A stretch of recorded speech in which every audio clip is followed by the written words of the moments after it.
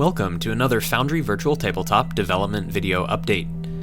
It's been a while since the last video, so it's past time to check in. This time, the theme is all about placeable tiles and measurement templates. Before we get into those features specifically, let's check out another exciting new improvement coming in the next beta version of FVTT, Dynamic Scene Backgrounds. This update allows you to use video files instead of static images as the background content for your scenes and take advantage of some really amazing environments, like this swamp scene created by Dynamic Dungeons on Patreon. Using a video background can give an additional sense of realism and bring heightened immersion to scenes. Although this does come at some cost, as these video files tend to be much larger than static map background images. However, by taking advantage of modern web technologies, performance is pretty good already, and Dynamic Backgrounds combines really nicely with Fog of War and Dynamic Vision. I'm really excited to add support for this technology to see what amazing areas Dungeon Masters will bring to life. Now, to get to the heart of this video's subject, let's take a first look at measurement templates, a new feature that was added to Foundry VTT last month. Measurement templates allow you to highlight an area of effect in a scene, displaying which grid squares and tokens would be impacted by some effect. 4 major geometric template shapes are supported for now: circle, cone, rectangle, and ray. Once a template is placed, you can customize its exact dimensions and appearance, changing its background or border color. Once placed, templates are visible to all players, so everyone can see where your spell or explosion has landed. You can even add a tiling effect texture to your templates. In this case, when Simra casts a Burning Hands spell, I can fill my measurement template with a fire texture to clearly represent the effect. Templates have a control icon at their origin. Double-clicking the icon opens the template configuration sheet, and templates can be dragged to a new position at a grid center or vertex. When you're done with a template, you can remove it by pressing the Delete key while hovering over its control icon. This removes the template for all players. Since the giant constrictor snake has failed its dexterity save, I can go ahead and roll damage for the Burning Hands and apply it to the enemy using the right-click menu for dice roll damage included in the D&D 5e system. Now let's take a look at another new feature, Placeable Tiles, which are art assets that can be placed on top of the scene background image to add props, secrets, hazards, or other elements. In this case, let's suppose a demonic portal suddenly opens in this swamp. I can visually simulate this by using a portal icon, which I place on the tiles layer, which rests directly on top of the dynamic background. All players will see the tile once it's been placed, but tiles can also be hidden from the player's view. More on this later. Double-clicking a tile will open its configuration menu if you need to change any of the tile's settings later. I can position and rotate the portal, and once I'm happy with its location, I'll bring in a dangerous Balgura from my monster's compendium by dragging the actor from the compendium directly onto the map. Supposing that Simra feels threatened by the arrival of this new demonic threat, she might cast Fog Cloud as a defensive effect. Once again, measured templates come in handy. For Fog Cloud, I'll use a 20-foot radius circular template, and I might choose to color it a cool bluish hue and give it a cloudy texture effect. For module and system developers, since placeable templates can be easily controlled using the Foundry VTT API, you could develop a system with templates of pre-configured sizes and textures that can be attached to certain abilities and automatically placed when those abilities are activated.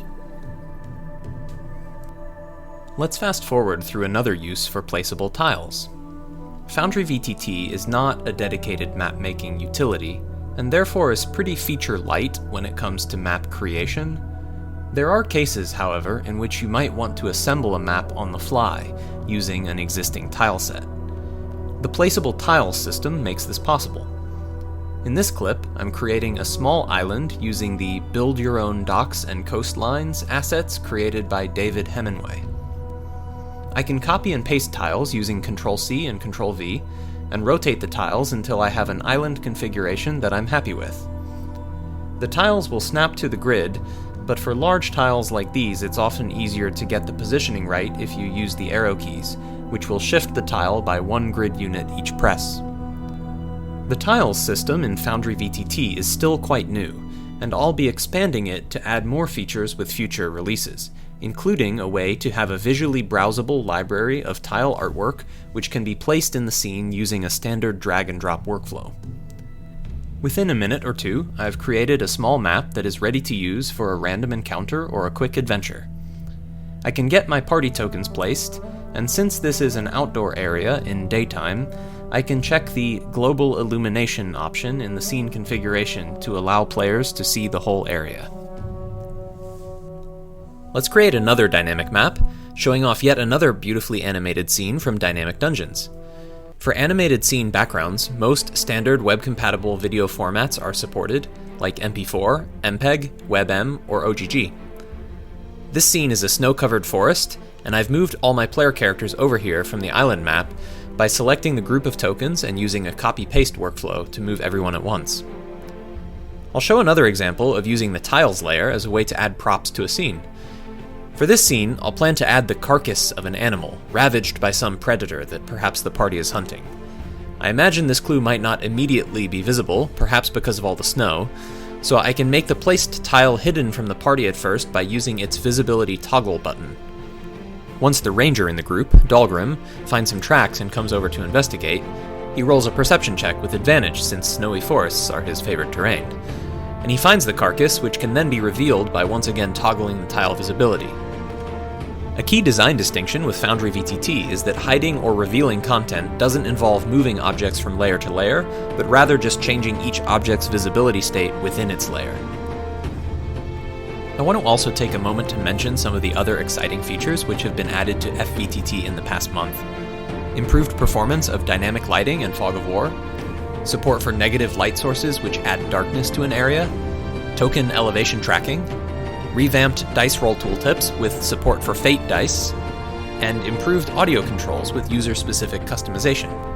Moreover, I'm super excited by all the amazing community-developed mods which are already springing up, including a wide variety of content importers, SVG wall loaders with support for dungeon fog, D&D 5e spell browser, and the token randomizer, which randomly selects the name and appearance of each token placed for a base actor. I want to showcase one last application for tiles that I'm personally really excited about. All of these systems have rich support in the Foundry VTT Module Development API, allowing for creative developers and game masters to create really unique functionalities or effects to bring something special to their game.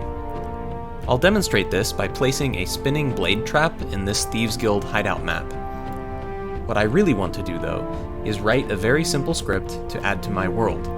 This script will find any tiles which use the spinning blade trap icon and animate them, allowing them to rotate in real time. Scripts like this one can be included formally with modules or informally just for your own personal world. So now, from the player's perspective, Kotar will encounter a deadly-looking trap that he'll need to be extra cautious to avoid. Since mod developers in FVTT have full access to data and canvas rendering, there are very few limits on where your creativity can take you using Foundry Virtual Tabletop. Thank you all for watching. I hope you've enjoyed this update and look into some exciting new features that have been added in the past month. Stay tuned for many more big features and future updates, and keep an eye out for beta update 0.2.4, which will be hitting Patreon today for Council tier testers and Thursday for full beta testing. Thanks especially to all my supporters and testers for your positivity and support for this project. I owe you a huge thanks, and I hope you're enjoying this process as much as I am. Until next time, cheers and happy gaming.